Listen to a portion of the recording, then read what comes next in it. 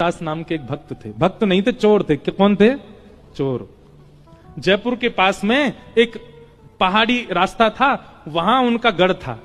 और ऐसे वैसे चोर नहीं थे, पुश्तैनी चोर। उनके पिताजी भी चोर थे, उनके दादाजी भी चोर थे, उनके परदादा भी चोर थे, परदादा चोर थे, परंपरा से चोर थे। उनके गांव में भी सबको पता था कि कौन है परंपरा से चोर है। वो शादी ब्याह में भी जाते थे, ये हमारे गांव का पारंपरिक चोर है। ऐसे चोर थे। वो समय होते थे, पुराने समय में ऐसे लोग भी होते थे।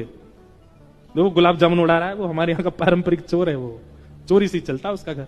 तो घाटम दास जी एक दिन बैठे थे, रात्रि का समय, राह से निकलने वालों को लूटते थे। उस दिन गलती से राह से एक महात्मा निकल रहे थे। महात्मा को जैसे देखा, घाटम दास जी ने पहले तो मार्ग रोका। बोले जो भी कुछ है तुम्हारे पास सब निकालो। महात्मा जी ने कहा भैया हम तो महात्मा हैं, हमारे पास तो कुछ नहीं है, हमारे पास तो एक ही वस्तु है बेटा, तू प्रणाम कर, आशीर्वाद देंगे, वो भरा पड़ा हमें, वही दे सकते हैं।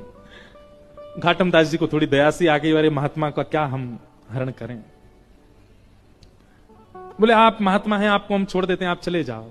महात्मा बोले देखो हमसे टकराए हो तो निश्चित है अर्धरात्रि में मेरा यहां से निकलना, तुम्हारा चोरी करना और हम दोनों का मिलना, ये संयोग है, ये ठाकुर जी ने करवाया है।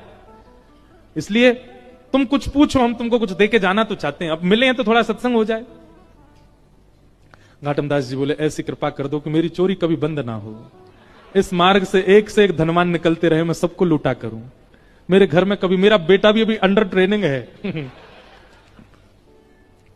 महात्मा जी बोले देखो ये तो तुम्हारी इच्छा है, पर संत जन कभी कभी अपनी तरफ से प्रसाद देते हैं, हम अपनी तरफ से दे रहे हैं। बोले क्या?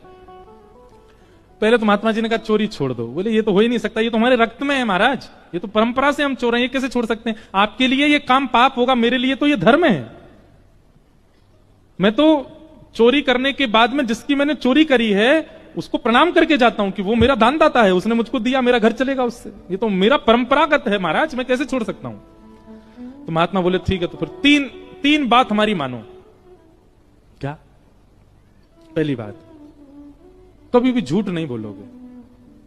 चोरी करो, तुम अब चोरी करो, हम तुमको छूट दे रहे हैं, पर हमारी 3 बात मानो। क्या? पहली बात, कभी झूठ नहीं बोलोगे। नहीं बोलेंगे। जो भी वस्तु लोगे, जो भी वस्तु जीवन में आएगी, घर में आएगी, पहले ठाकुर जी को निवेदित करोगे, तब अपने प्रयोग में लोगे। घाटम दास बोले जी। और तीसरा काम, राह में चलते हुए कभी कोई संत मिल जाए, कभी ठाकुर जी का मंदिर दिख जाए, कोई आश्रम दिख जाए, कितनी भी जल्दी में होगे, 2 मिनट रुक करके प्रणाम करोगे, वंदन करोगे, परिक्रमा करोगे, तभी आगे बढ़ोगे। ये 3 काम तुम अपने जीवन भर करते रहना। बस ये तीन बात हमारी मान लो।